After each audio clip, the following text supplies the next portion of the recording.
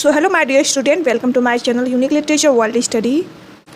You all know that I have started a series for UGC NET exams 2026. For this I have already uploaded 6 videos and today I am going to upload 7th number videos and total 270 question has been completed and today I will going to start question number 271 to further. So first question is assertion reason. Assertion is communicative language teaching emphasizes fluency.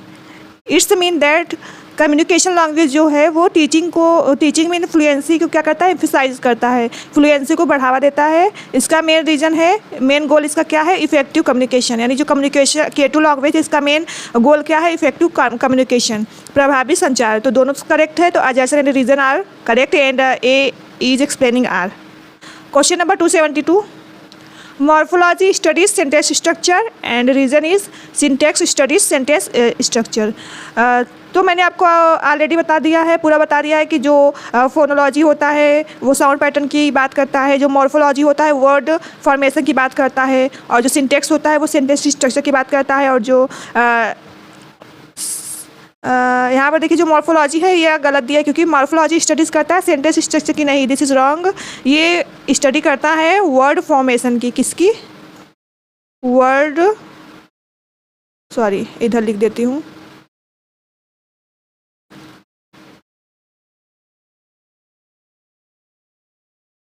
Word formation यानी ये किसकी study करता है, word की. किसकी study करता है, word की. जो मॉर्फोलॉजी होता है वो वर्ड की स्टडी करता है. तो ये रॉन्ग है और ये सही है. तो assertion is false and reason is true. Question number 273.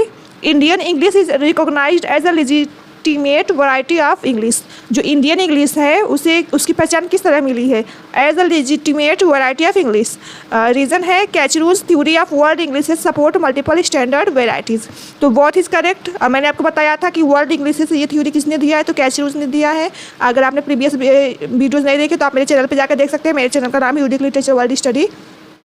और अगर आप इन सब का PDF चाहते हैं तो मैं PDF आप लोग को अपलोड कर दूंगी मेरे टेलीग्राम चैनल पे. मेरे टेलीग्राम का चैनल का लिंक आपको मेरे YouTube के डिस्क्रिप्शन में मिल जाएगा. वहाँ से आप जाकर ज्वाइन कर लीजिए. वहाँ पे मैं सारा वीडियो आपको जितना भी वीडियो पढ़ाते हैं सबका PDF मिल जाएगा. Let's move to the another question. Question number 274 to 279 is rapid fire session in which we will discuss some most important topics. Let's see. 274 is father of Indian English poetry. Father of Indian English poetry known as Henry Louis Vivian DeRozay. Henry Louis Vivian DeRozay जो है वो क्या है, father of Indian English poetry जाने जाते हैं. अगर यहीं पर हो जाए कि father of modern Indian English poetry तो आ जाएंगे नज़ीम इज़किल. याद रखिएगा, अगर मॉडर्न आ जाए तो Nissim Ezekiel. Father of modern linguistics. Modern linguistics है, इसके फादर किसे कहा जाता है, फर्डिनांड शॉसर. फर्डिनांड शॉसर क्या है, एक स्विस लिंग्विस्टिक्स है. याद रखिएगा. कम्युनिकेटिव कॉम्पिटेंस मैंने पिछली क्लासेस में पढ़ाया था. कम्युनिकेटिव कॉम्पिटेंस टर्म किसने कॉइन किया था, डेल हेम्स ने. वर्ल्ड इंग्लिशेस. वर्ल्ड इंग्लिशेस ये थ्योरी किसका है, तो ये है. So world Englishes term are theories given by Braj B Kachru. Braj B Kachru ने वर्ल्ड इंग्लिशेस थ्योरी दिया है.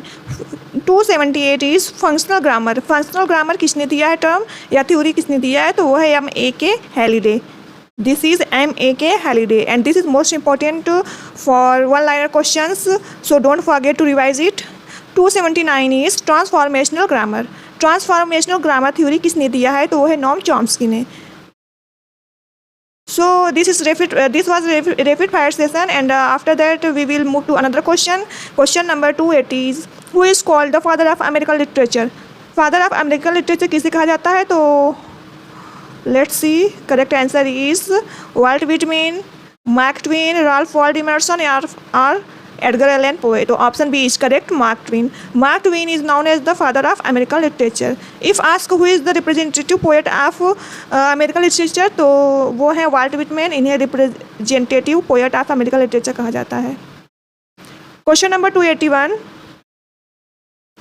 Let's see, the answer is Mark Twain. This is correct.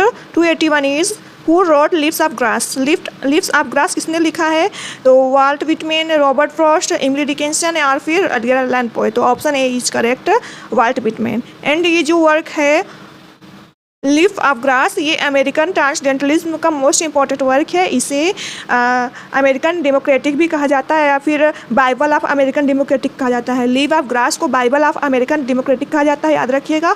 और ये पब्लिश्ड हुआ था 1855 में, 1855 में पब्लिश हुआ था। और इसमें मोस्ट इम्पॉर्टेंट इनके कलेक्शन से इंक्लूडेड है, पोएम ऑफ कलेक्शन है ये जो लीफ ऑफ ग्रास है, इसमें बहुत सारे कलेक्शन इनके इंक्लूडेड हैं। Question number 282 is who wrote the scarlet letter. Scarlet letter किसने लिखा है? Herman Melville, Nathaniel Hawthorne, Mark Twain और फिर जेम्स। तो option B is correct, Nathaniel Hawthorne. ये रिनेसा एज के राइटर थे, अमेरिकन रिनेसा एज के राइटर थे, इन्होंने लिखा है स्कारलेट लेटर। और स्कारलेट लेटर में जो लेटर ए होता है, इसमें जो लेटर ए होता है वो 3 रिप्रेजेंट करता है 3 टर्म्स को। एक होता है एडल्ट्री और 2 अभी मुझे याद नहीं आ रहा है, तो आप लोग एक बार देख लीजिए, एग्जाम में पूछा गया क्वेश्चन है।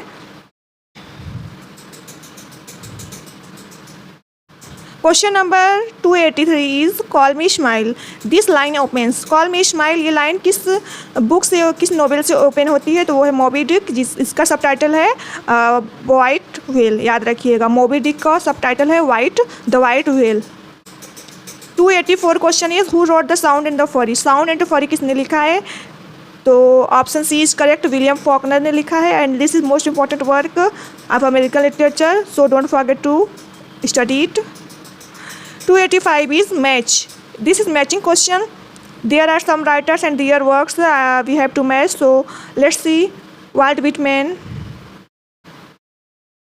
has written Leaf of Grass collection of poems 1855. Emily Dickinson has written sonnet Because I Could Not Stop for Death. Robert Frost has written Stopping by Boots, and Edgar Allan Poe has written Raven. So 1D, 2C, 3B and 4A. And remember one thing, that this work Stopping by Boots.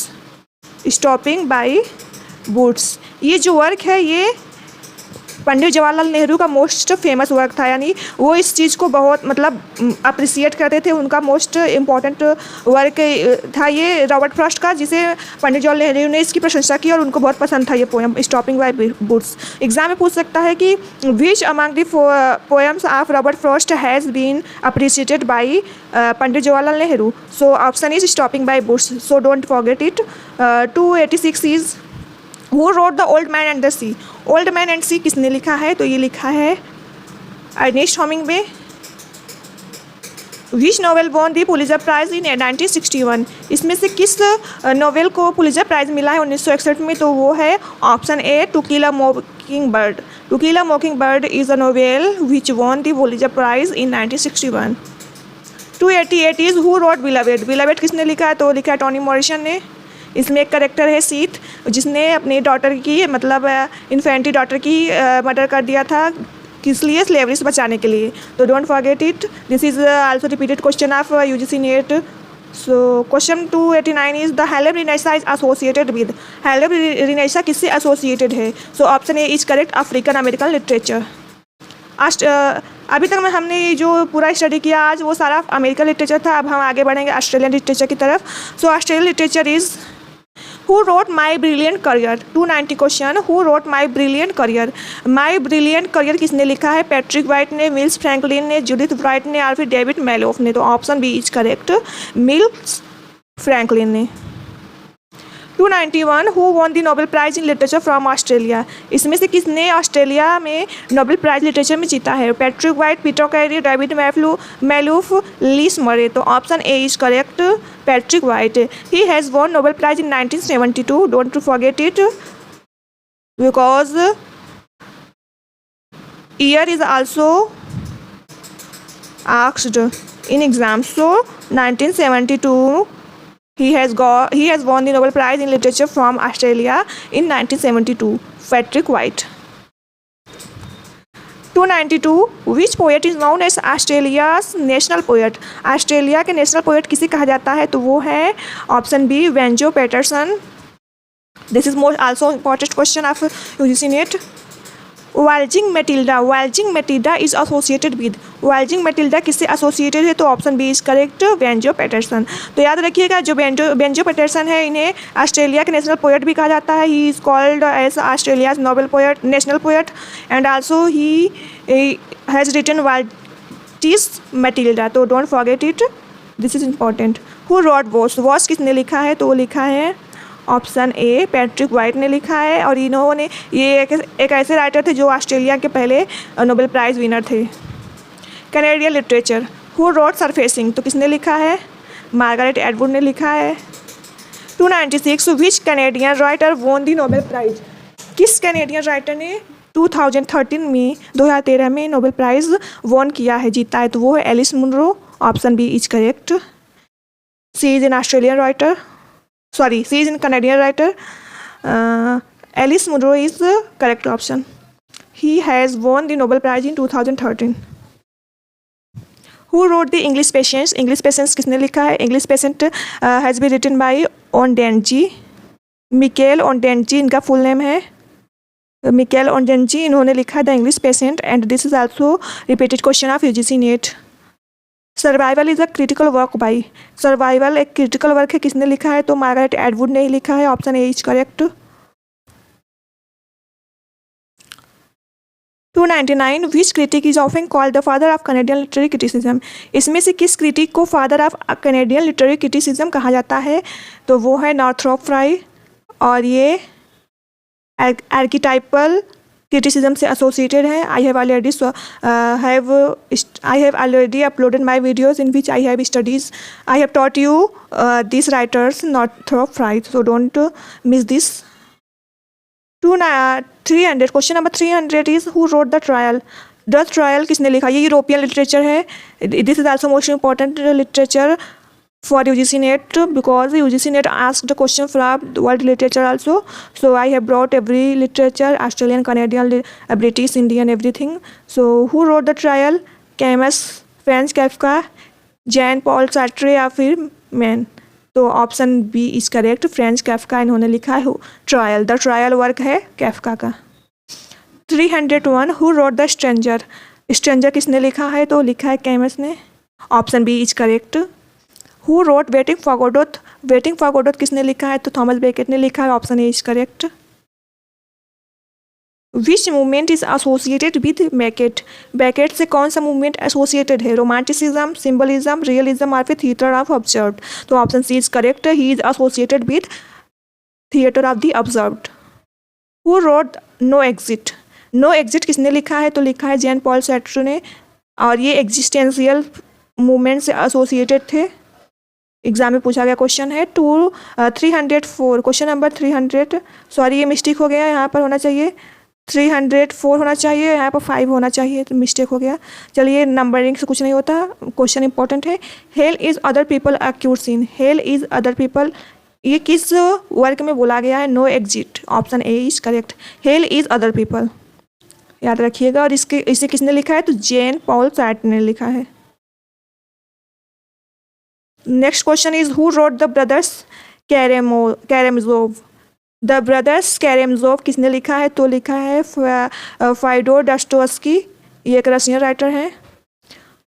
Who wrote war and peace, war and peace किसने लिखा है? तो लिखा है लियो Tolstoy ने लिखा है, और ये एग्जाम में पूछा गया क्वेश्चन है।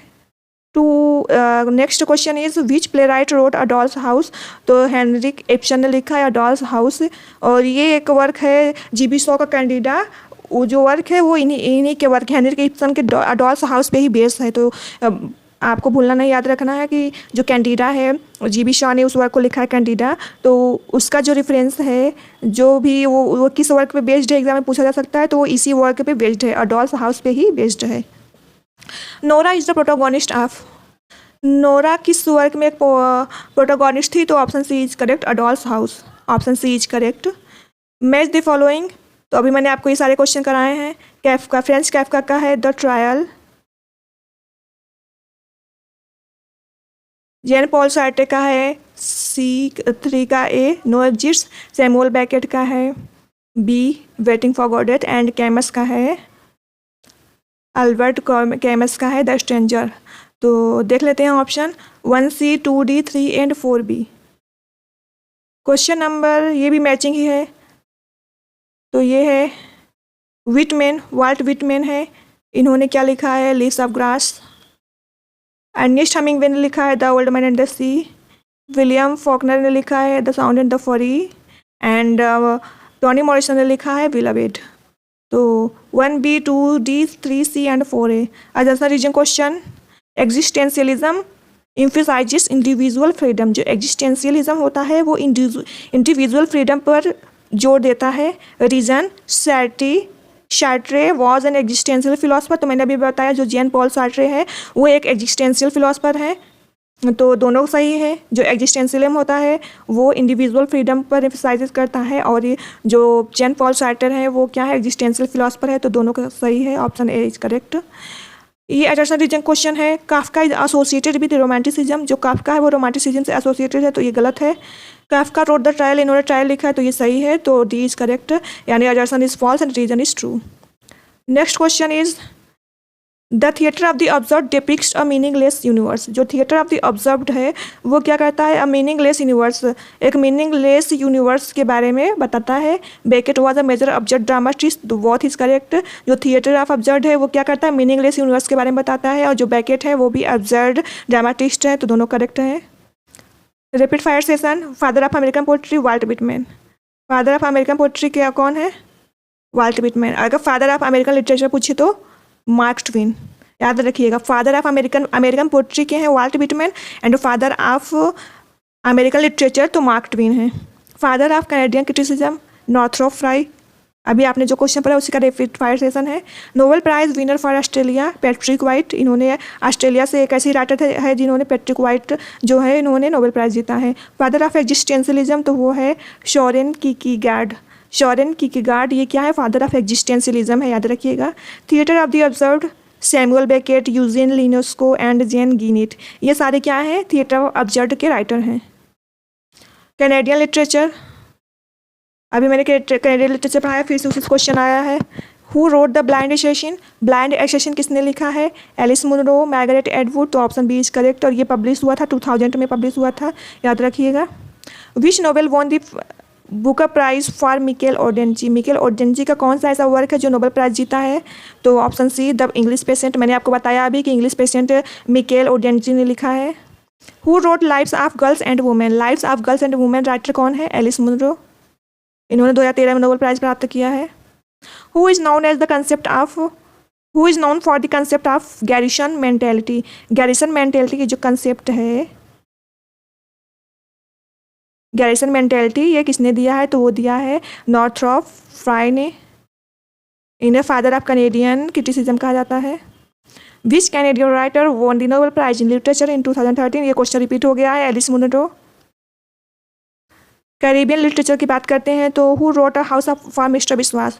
अ हाउस फॉर मिस्टर विश्वास, इसमें जो प्रोटागोनिस्ट है वो मोहन विश्वास है, जो throughout his life he struggle throughout his life, वो पूरे अपने जीवन में क्या करता है, स्ट्रगल करता है, किस लिए, to own his own house, अपना खुद का घर बनाने के लिए। तो VS नैपोल इसके राइटर हैं, option B is correct. Which Caribbean writer won the Nobel prize in literature in 1992। 1992 में किस कैरेबियन राइटर को नोबेल प्राइज मिला है, तो वो है डेरेक वेलकोट, ये कैरेबियन राइटर हैं। Who wrote the epic poem ओम्ब्रेस।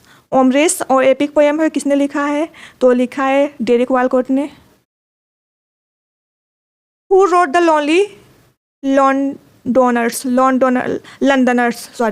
Who wrote the lonely Londoners, तो वो है option B Sam Selvon, option B is correct. इन्होंने एक वर्क लिखा है द लॉनली लंदनर्स, और इसके राइटर कौन है, Sam Selvon. Which novel is written by George Lamming. इसमें से किसने लिखा, कौन सा नोवेल जॉर्ज लैमिंग ने लिखा है, तो वो है option be in the castle of my skin, याद रखिएगा, इंपॉर्टेंट क्वेश्चन है, in the castle of my skin. African literature की बात करें तो इसमें who wrote things fall apart, ये बहुत फेवरेट क्वेश्चन है सभी लिटरेचर एग्जाम का। तो इसका पब्लिकेशन डेट पूछता है, और इसमें ये एक ट्रिलॉजी है, यानी इसमें 3 नॉवेल्स हैं। एक हो पब्लिश हुआ था 1958 में, थिंग्स फॉल अपार्ट इसका पहला नॉवेल है। ट्रिलॉजी में पहला है थिंग्स फॉल अपार्ट, 1958 1998 में ये पब्लिश हुआ था। उसके बाद है दो और है, एक है एरो ऑफ गॉड और एक है नो लॉन्गर टू इज। तो आप लोग एक ट्रिलॉजी देख लीजिएगा एक बार इसका, क्योंकि एग्जाम में पूछा गया है, अरेंज करने के लिए आता है क्रोनोलॉजी में। Who wrote a grain of wheat, Ngugi और थियोंग, इन्होंने लिखा है अ ग्रेन ऑफ व्हीट। और याद रखिएगा अभी इनका 29 मई 2025 का इनका डेथ हुआ था, याद रखिएगा, ये एग्जाम में पूछ सकता है question. Which African writer won the Nobel prize in 1960 in 1986 for literature. तो ये है वॉल्सोइंका, ये अफ्रीकन राइटर है जिनको सबसे पहले 1986 में नोबेल प्राइज़ मिला था। 332 question number, who wrote death and the king's horseman. Death and the king's horseman किसने लिखा है? तो ये लिखा है वॉल्सोइंका ने ही लिखा है, option B is correct. Who wrote nervous conditions, nervous conditions किसने लिखा है? तो ऑप्शन ए टेट्सी डेंगरबर्ग, ठीक, इनका नाम है पूरा Tsitsi Dangarembga, option A is correct. Who wrote weep not child, तो ये लिखा है ऑप्शन बी नगुगी और थियोंग ने लिखा है weep not child. Which South African writer won the Nobel prize in 1991। तो कौन सी साउथ अफ्रीकन राइटर है जिनको 1991 नोबेल प्राइज मिला? तो वो है Nadine Gordimer, option A is correct. Who wrote disgrace, disgrace किसने लिखा है? तो J M Coetzee, option A is correct. Who wrote the joy of motherhood, joy of motherhood किसने लिखा है? बूची इमिशिटा ने लिखा है, option A is correct. Question number 238 an image of Africa, ये किसने लिखा है? तो लिखा है चिन्वा एचबी ने। इनका चिन्वा एचबी का जितना भी वर्क है आपको छोड़कर नहीं जाना, क्योंकि इनके वर्क को क्रोनोलॉजी अरेंज करने के लिए आता है।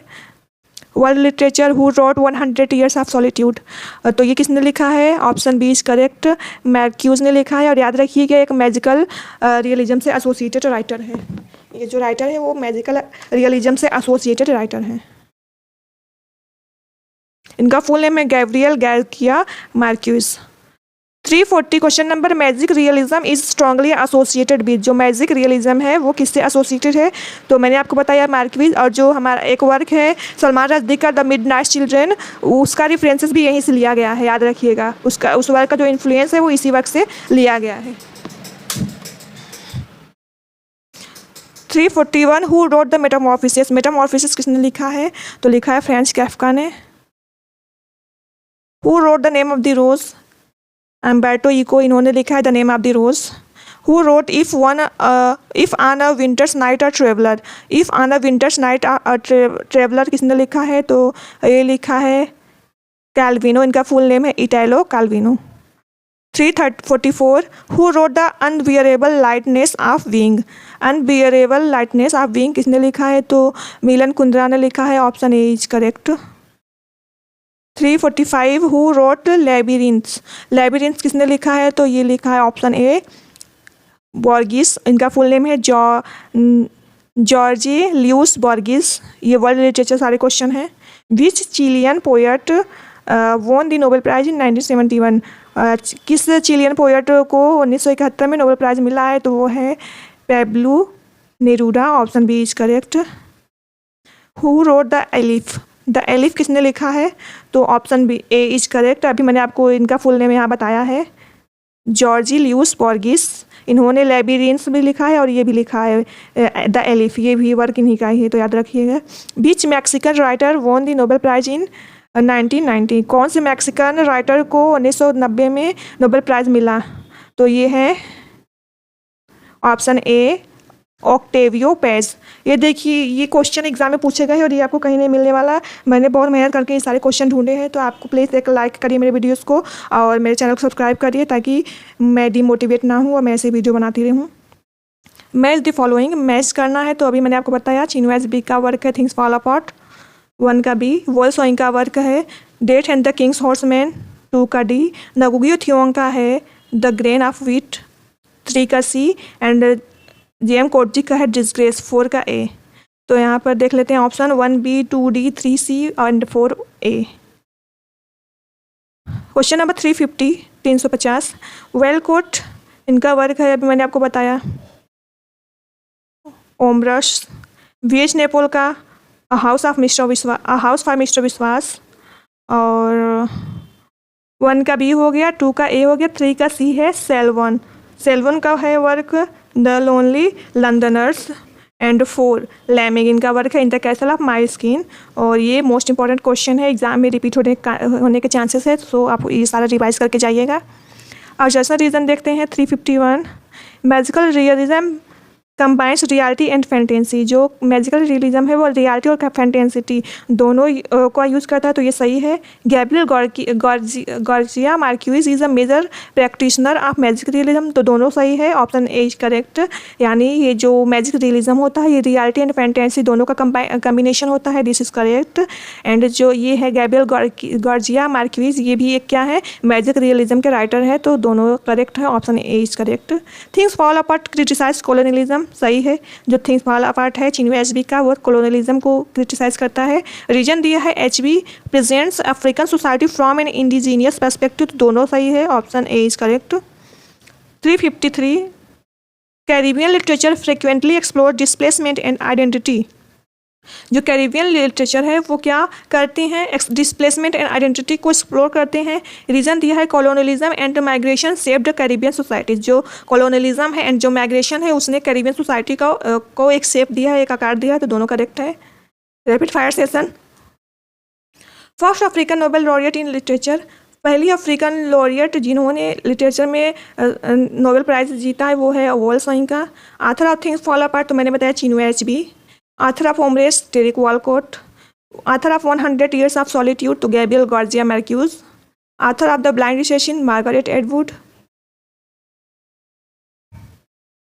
यहाँ पे कुछ मोस्ट इम्पॉर्टेंट राइटर हैं और उनके कुछ वर्क्स हैं, तो देखें। अफ्रीकन लिटरेचर में देख लेते हैं चिन्वे एचबी, इनका वर्क है थिंग्स फॉल अपार्ट। वॉल्सोइंग का death and the king's horseman. And Ngugi Thiong'o a grain of wheat. J M Coetzee disgrace. Caribbean literature के देख लेते हैं VS Naipaul house for mister Biswas. Derek Walcott का Omeros and Sam Selvon का the lonely Londoners. Canadian literature में है Margaret Atwood, Alice Munro, Michael ओडेंजी and Northrop Frye. Latin American literature देख लेते हैं who wrote the 100 years of solitude, तो वो वर्ल्ड लिटरेचर में भी इंक्लूडेड है। लैटिन अमेरिकन लिटरेचर इनका जो मेन लिटरेचर है वो क्या है, लैटिन अमेरिकन लिटरेचर है, जिसमें ये वर्क लिखा गया 100 ईयर्स ऑफ सॉलिट्यूड। मैंने आपको बताया मैजिकल रियलिज्म वर्क है जिसे मार्क्यूज ने लिखा है, B is correct. Macondo is the fictional town in, जो मैकोंडो है वो किस वर्क में फिक्शनल टाउन है, तो वो है option C 100 years of solitude, याद रखिएगा, ये मैजिकल रियलिज्म का वर्क है। हु रोट हैप्सकॉच, हैप्सकॉच किसने लिखा है, तो लिखा है जूलियो कॉर्टीजर ने, ऑप्शन बी इज करेक्ट। देख लेते हैं इनका फुल नेम क्या है, Julio Cortazar. 362 who wrote the death of Artemio Cruz, the death of Artemio Cruz किसने लिखा है, तो लिखा है ऑप्शन ए कैर्लोस फ्यूंटेस ने। Which writer is associated with magical realism, magical realism से कौन से राइटर एसोसिएटेड है, तो वो हैं, मैंने आपको बताया मार्क्यूज। अभी तक हमने 263 क्वेश्चन सॉल्व कर लिया, अब आगे मैं आपको रशियन लिटरेचर पढ़ाऊंगी। और अगर आपको मेरी वीडियोस पसंद आए तो प्लीज़ मेरे चैनल को सब्सक्राइब करिए, मेरे वीडियोस को लाइक करिए और ज़्यादा से ज़्यादा वीडियो को शेयर करिए, कमेंट करिए, ताकि मैं ऐसी वीडियो बनाती रहूँ। अगर आपको इन सब का पीडीएफ चाहिए तो आप कमेंट बॉक्स में कमेंट कर सकते हैं, मैं इसका पीडीएफ अपने टेलीग्राम चैनल पे अपलोड कर दूँगी। So thank you.